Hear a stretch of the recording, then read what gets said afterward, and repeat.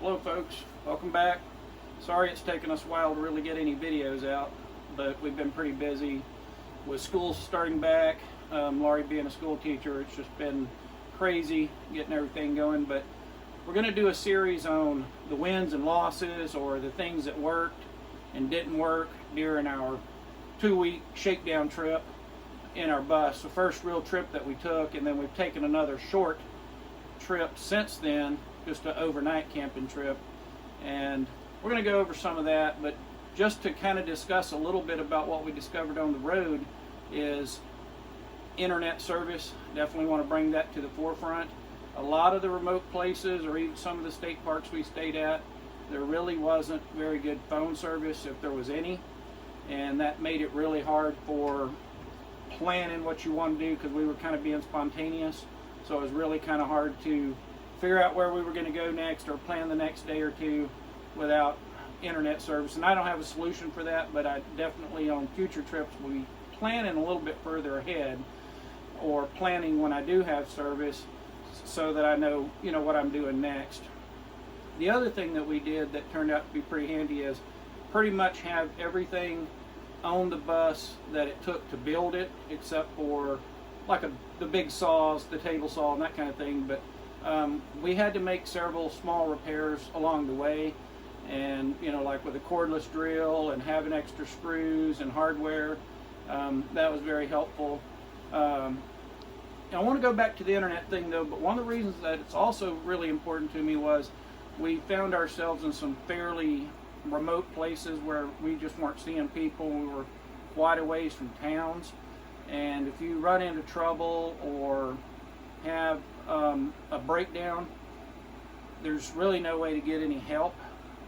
We did have our bicycles, but this is the reason that I've since purchased a motorcycle that we'll be hauling with us on our next trips, on our long trips, so that we can go get help if we need it, or do a little looking around the area that we're in. But after we got home, we had a really small power steering connection that started leaking, and we didn't have any power steering, and it literally happened right here in the driveway, which was very fortunate. But that made me look back and go, there was a lot of places we were at that I wish that it would have really been bad if that would have happened there. So have another way out, I think, is a good idea. Another vehicle of some sort, or mode of transportation, and trying to figure out better internet service is definitely going to be a key also for that reason. But what we're going to do now is we're going to go outside and look at some of the problems we had outside, and go over that, and then we'll come back in and start covering some things inside here that were good and some that were bad. And this is going to take more than one video to cover, because we don't want to do a 2-hour video. So anyway, let's jump outside and we'll go over some of that. Okay, the very first thing that we noticed the first night we were out, we had not driven the bus at night, so the headlights that were in it were probably the original light bulbs, I don't know, but they were like a candle. We could not see anything, and I just remember us being on a really small, narrow road, kind of in a very windy, mountainous kind of area, and we got to the next town and stopped because we could not see what we were doing. I have since changed the bulbs. In fact, we changed the bulbs along the way. Went to an auto parts place and got some, and they're clearer and you can see better with them. But still, I don't know how people drive these buses at night with just these lights. So this is one thing that we will be upgrading, is probably get some LED running lights or something else that we can turn on just for better visibility. I don't want to drive everybody else off the road, but I do need to see where I'm going. All right, here we are at the back of the bus.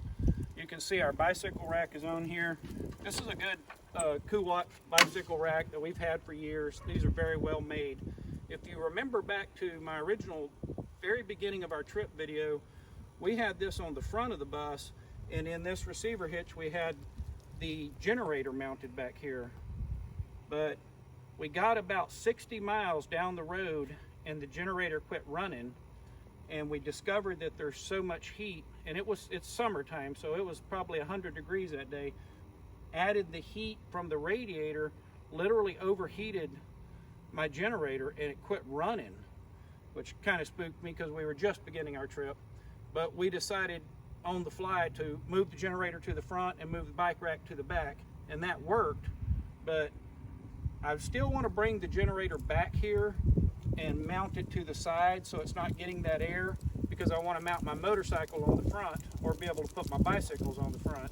So that was one place where if we'd have had a little bit of time to practice with it, we probably would have known that before we took our long trip. Okay, and on the front, I had welded a receiver hitch. Actually, it's a double receiver hitch that I had welded on here where we had the bikes mounted in here. But since I had this fixed up to go in a receiver hitch, I just flipped the two on our trip. The problem was I then had to have enough wire, and I had to route it to the back where I have the shore power connection. Fortunately, I had just enough wire, and I had to use some wire clamps and screw them on the side of the bus to hold the wire down the side of the bus. But this generator worked great, and that rigging it up like that worked fine.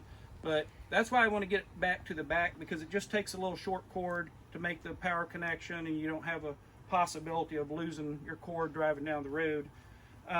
This generator, like I say, outstanding. I highly recommend it. It's really, really quiet.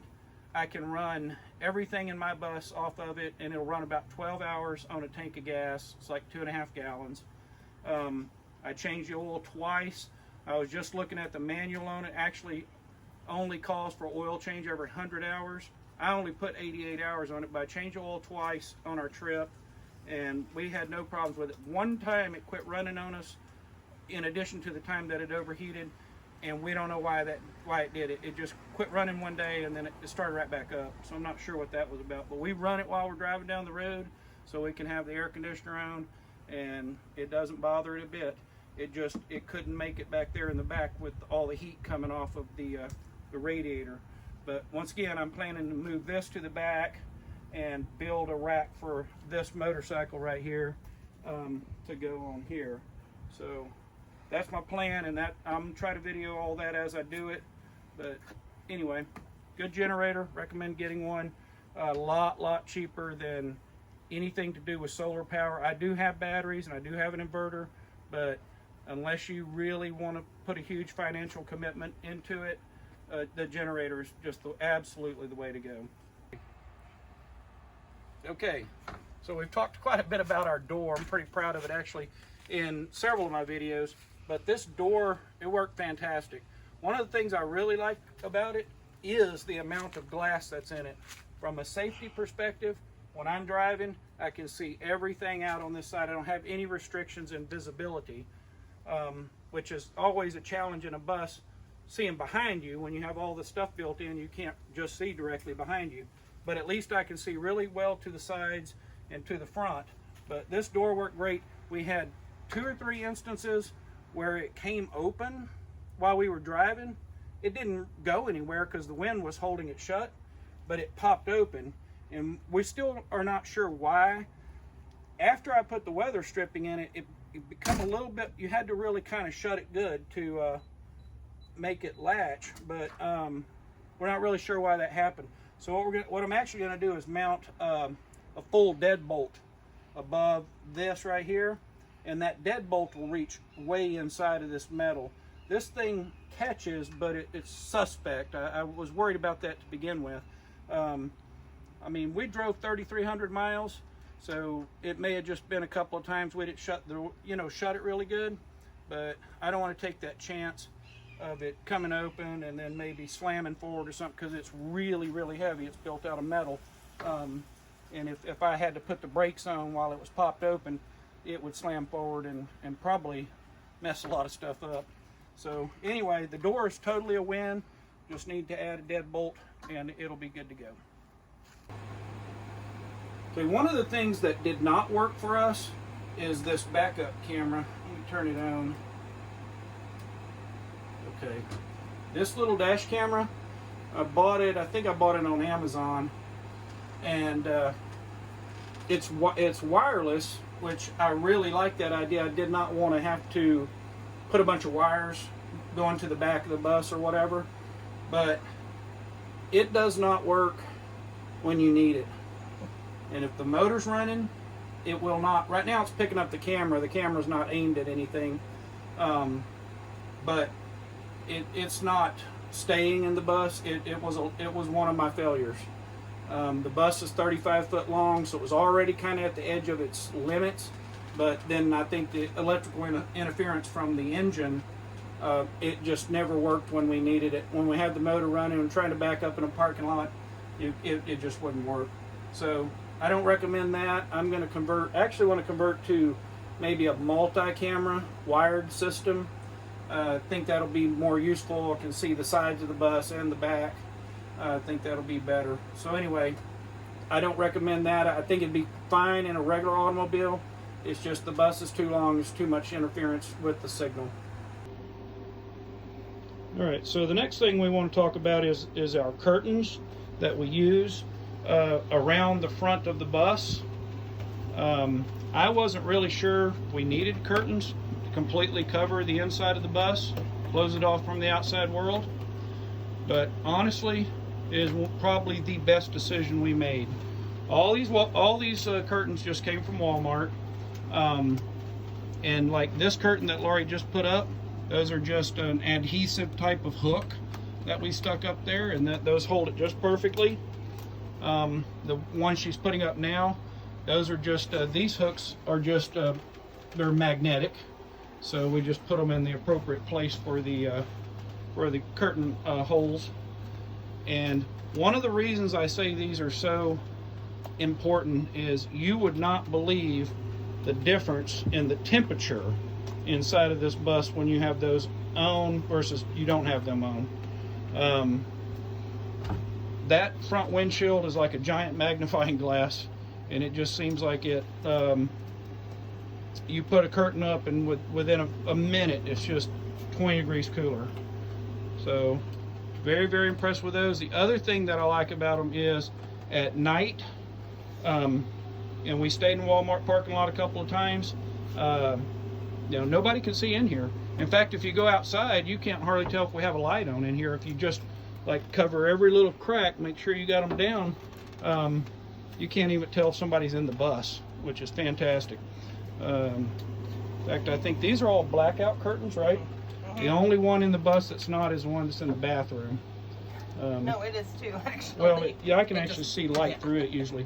Now, this curtain rod up here on the door is a magnetic rod, and we both talked about it. That's going to change.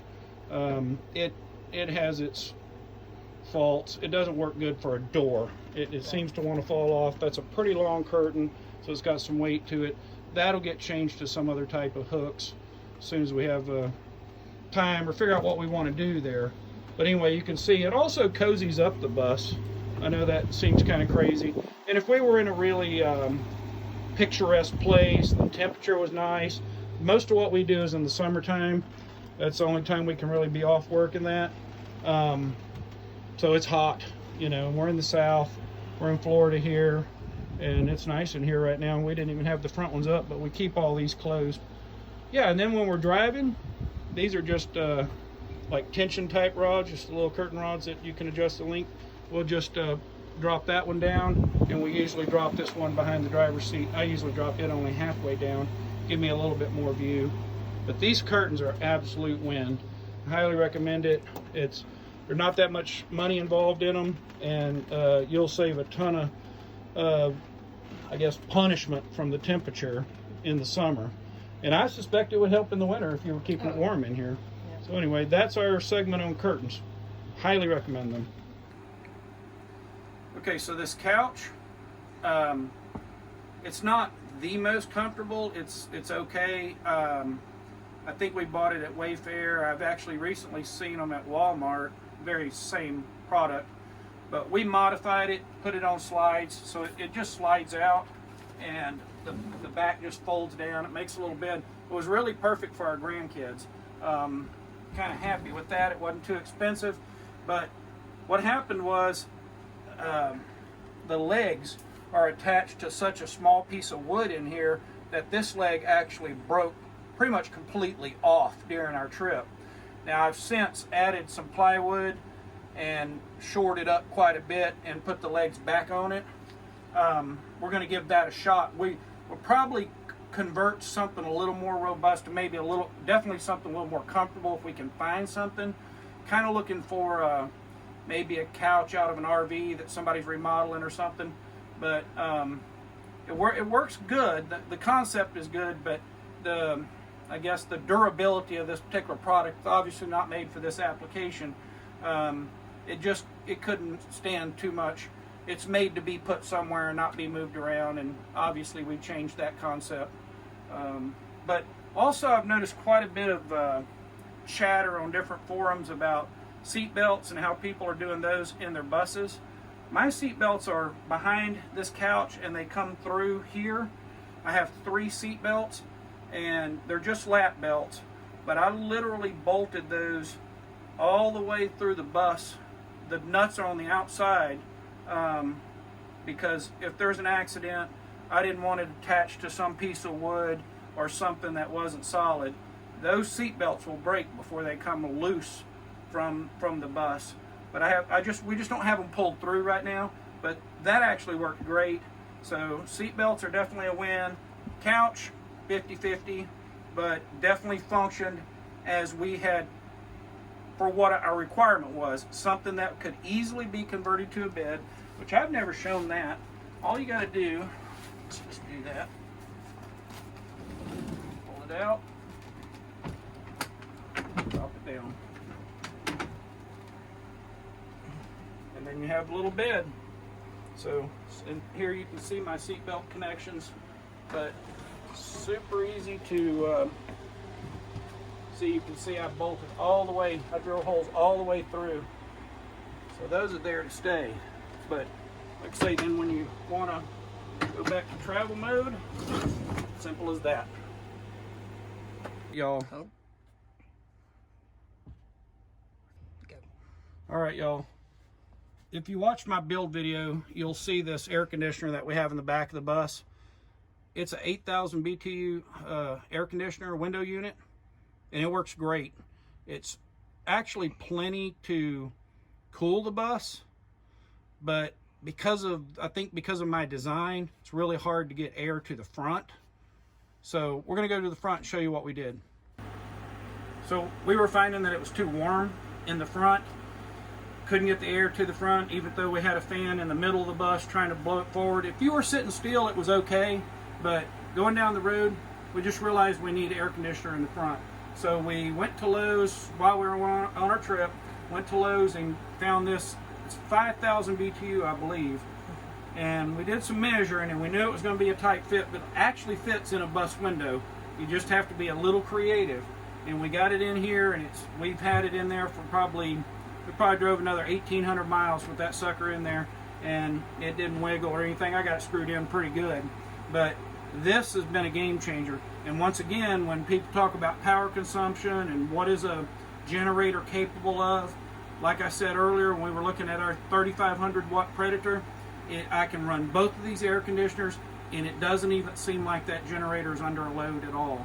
So that's a big plus to that generator. I actually looked at their smaller one, the Predator. I think it's a 2,000 watt, and believe it or not, it's actually its rated decibels it's louder than the 3,500.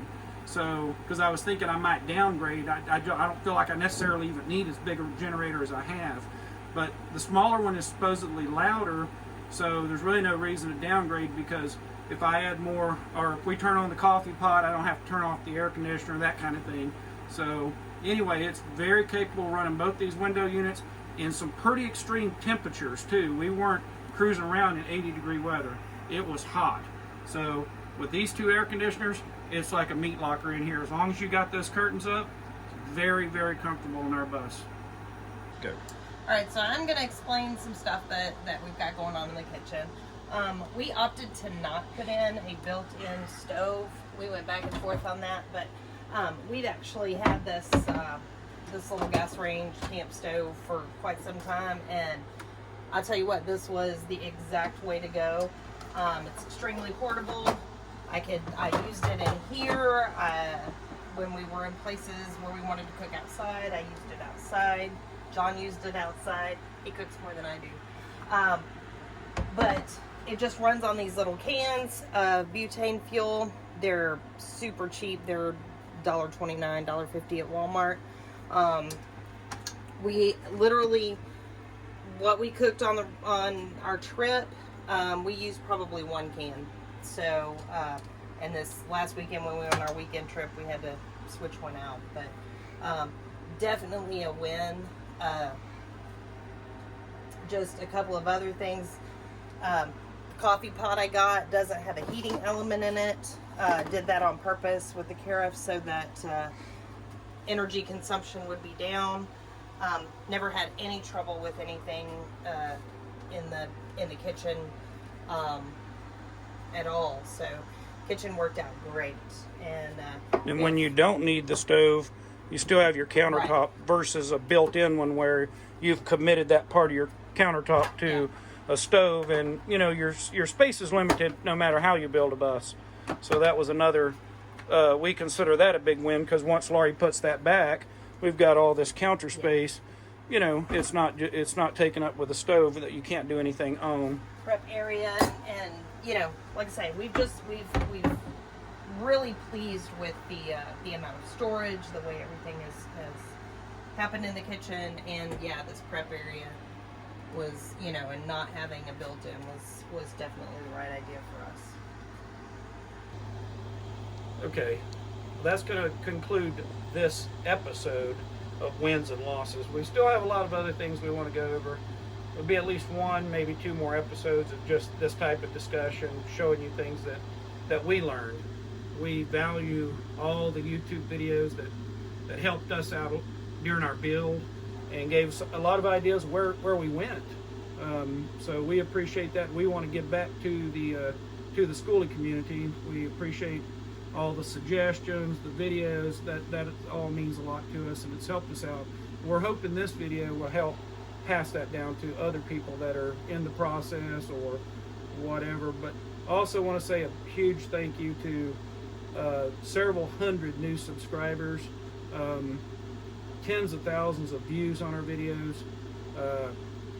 I wasn't expecting that at all. So we sure appreciate you guys watching our videos. We hope the content is helpful. If you see where we can improve, let us know. And if you can get other folks to subscribe to our channel, we certainly appreciate that. And we'll see you on the next episode.